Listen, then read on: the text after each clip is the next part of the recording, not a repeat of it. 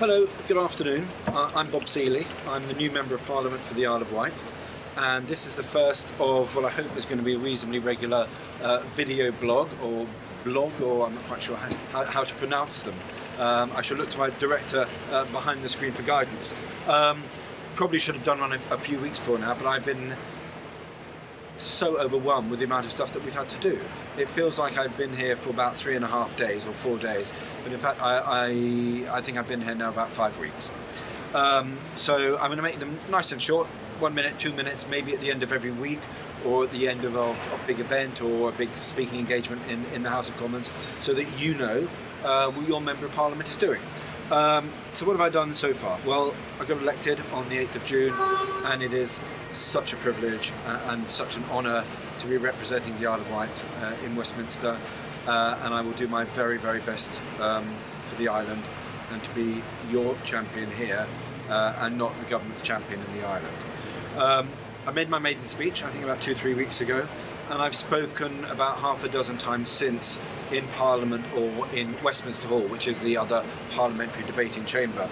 I've spoken locally on local issues about contaminated blood and the scandal of islanders and other people throughout the country being infected with contaminated blood. That was an old scandal dating back to the 1980s, but the government's just announced a public inquiry on that. I've also spoken about alternative energy forms on the island, and also about horses and horse riders and slipping on some of the new road surfaces. Nationally, big event this week is the liberation of Mosul in northern Iraq, and the British military and DFID have been heavily involved in that, and I've asked questions both of the Secretary of State for DFID, Priti Patel, but also Sir Michael Fallon, the Secretary of State for Defence. In fact, that's what I was doing this morning. And the other thing I did this morning is to ask about tourism on the Isle of Wight, and about whether we could do more for coastal communities and for coastal tourism in Britain, but also if we can get lower VAT rates. I don't know if we can, but it's always worth pushing the government to see what more we can get out of them for our island. I think that's probably about it thus far. As I say, now that I've started doing this regularly, I will get into the habit of hopefully doing it at least once, if not more often a week, just to keep you engaged with what's happening with your Member of Parliament up in Westminster. I have got a website and email addresses, so if you type in Bob Seely MP online, you'll probably get my parliamentary details, and if you go to bobseely.org.uk, is that the correct address? Yes, fantastic. bobseely.org.uk, it's got all my contact details there, and it would be lovely to hear from you.